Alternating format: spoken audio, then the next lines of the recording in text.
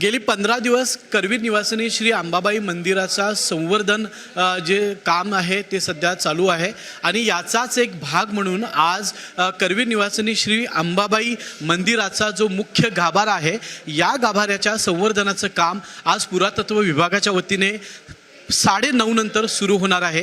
याची तयारी सध्या सुरू आहे आणि 9:15 ते 9:30च्या दरम्यान जी आरती असते ही आरती झाल्यानंतर या मुख्य जो गाभारा आहे या गाभाऱ्याच्या संवर्धनाचं काम सुरू होणार आहे। त्यामुळे आजपासून म्हणजे 14, 15, 16, 17 4 दिवस गाभारा आणि मुख्य देवीची मूर्ती आहे या मूर्तीचं दर्शन सध्या भाविकांना घेता येणार नाही। त्यामुळे उत्सव मूर्ती आहे आणि कलश जे आहे या कलशाचं दर्शन भाविकांना घेता येणार आहे।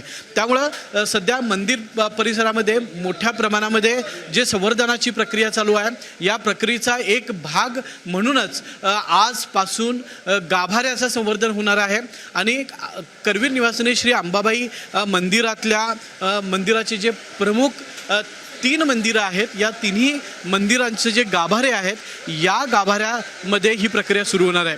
आपण बघू शकतो की सकाळपासूनच देवीचं दर्शन घेण्यासाठी मोठ्या प्रमाणामध्ये राज्यभरातून भाविक आल्याचं आपल्याला पाहायला मिळत आहे।